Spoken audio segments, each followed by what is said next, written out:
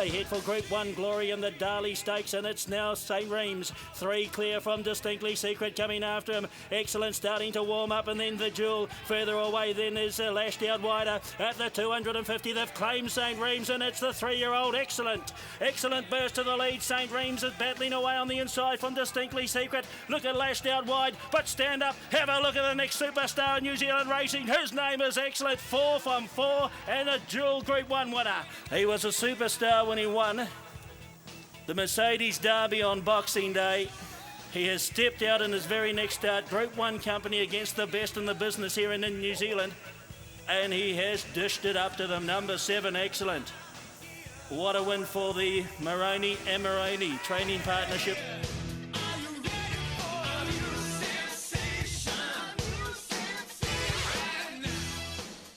Oh, what a sensation Excellent was.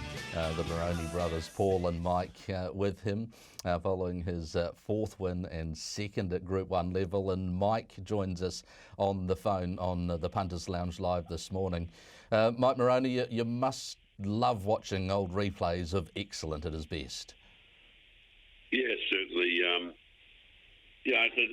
Probably the disappointing part about him was he was a world-class horse, and we were just about to travel around the world with him when he broke down, and he certainly was a great horse, and hard to come by those ones with the natural ability that he had, and he was only just really getting towards his best when we had to retire him. Yeah, I remember that day very vividly. Tommy Hazlitt involved in making sure he was looked after. Excellent, and yes, obviously, it's good to save him at that point, that is for sure. Mike, we've got a big day here in New Zealand, obviously at Flemington, 2 Group 1s there also. Let's start by talking about the Barfoot and Thompson Auckland Cup, where you and Pam Gerard will present Sound, a $6.50 third favourite for this 3,200 metre feature in race number 9. How's his preparation been for the Auckland Cup? Yeah, it's really got a plan, Jason. He's shown really good improvement this preparation. He left the shores here really fit and going terrific. Pam reports that he's gone on with it. We gave him a nice gallop on the Tuesday, right there on the Thursday before. And he settled in well enough, and she reported his work on Tuesday was very, very good as well. So, we're quietly confident. A little bit of rain would have helped him. But look, he's very well weighted.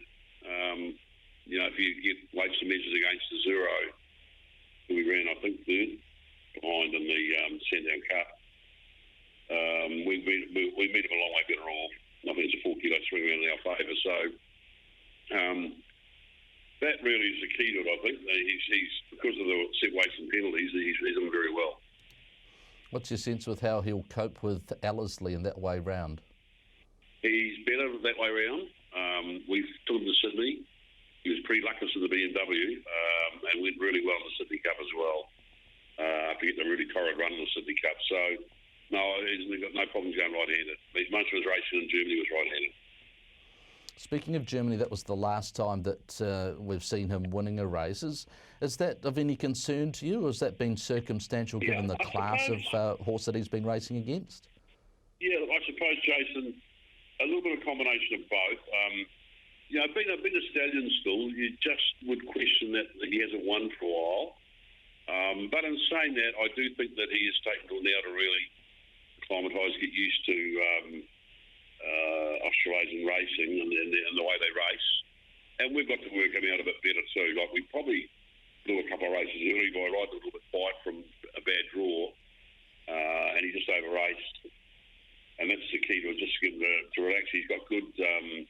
he's a horse that's got a really good high cruising speed, over 2 miles. So the key to it is to race handy enough, but get some cover and get him to relax as much as possible, which I think from that draw he should get a lovely run. He does tick a lot of boxes for the day. James Winks rides, has built up a really good association with him, and James will ride on the rocks in the Bone Crusher New Zealand Stakes on the Rocks is priced up at $23. $3.80 Avantage, $5 Rock Onward, 6 Pres de Feu Supera there also at $5.50.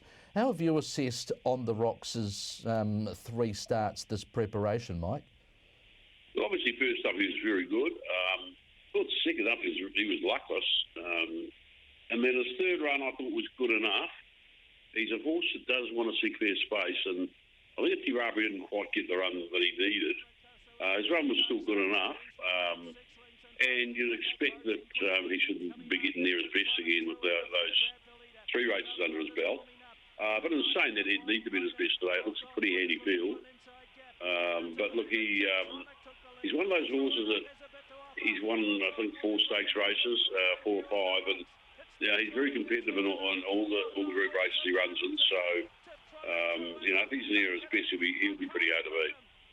So as the bottom line is, he was less than 2 lengths away from the horses that were fighting that out, and true enough, and Tiptronic in the Herbie Dyke Stakes. So he really isn't that far away from them, and at $20+, it seems like a decent each-way play. Yeah, look, it's the first time he's come off a long break, and I think he's just taking that little bit of racing to get near his best.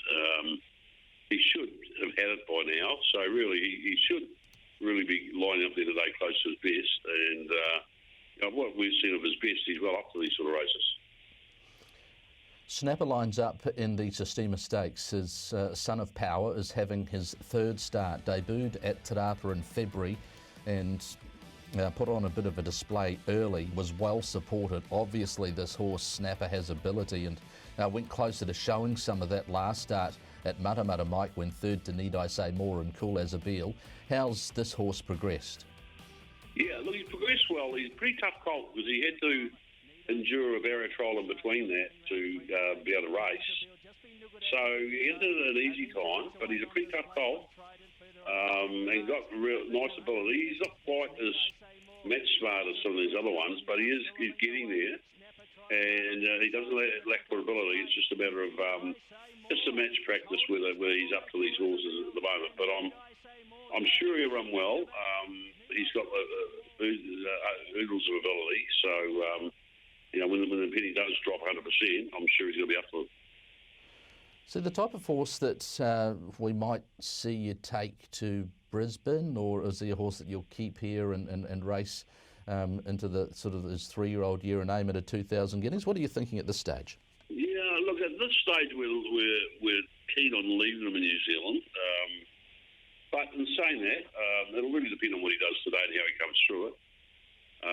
He's partly owned in Australia, Rupert Lee, and we've got some other clients from Australia and on him as well. But in saying that, they don't mind racing in New Zealand, and he's going to be up to black pot races here, being a colt still. The spring may be the best place for him then. Tofani was excellent at the end of last year. Now focusing, Mike, on Tofani in the Group 1 Sip-Out Wines Newmarket. She only has to carry 53 kilograms. Tofani is a 4-year-old mare. She's by Ocean Park. She lined up in the Lightning. What did you make of that performance and how she come through that for today? Look, I'm glad we ran in that race, even though it was a bit short for her. And at weight for age, we went on that well. But it's given her a chance to do 3 weeks' work. And look, the 1200 metres will definitely suit her better. She drops away in weight.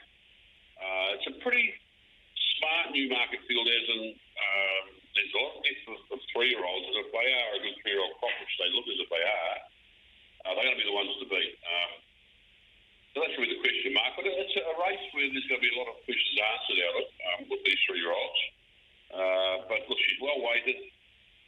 She's doing the right part of the track. I feel with the rain we've had, they'll be sweeping down the middle and the outer part of the track. So her draw's ideal for her. So she's got a lot going away, but I'm well aware that the 3-year-olds look pretty smart, and even though she's getting weighted.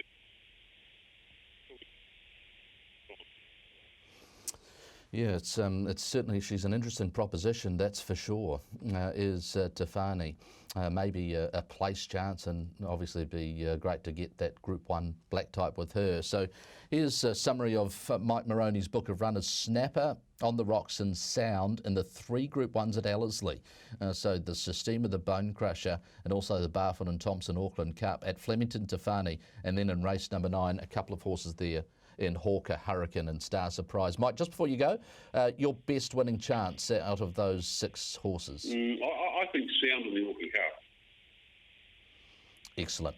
Appreciate that. Sound in the Auckland Cup, nominated by Mike Moroney, is his best. We thank him for his time, giving that up early on a Saturday morning Australian time, and wish him and the team, Pam Gerard, all the best.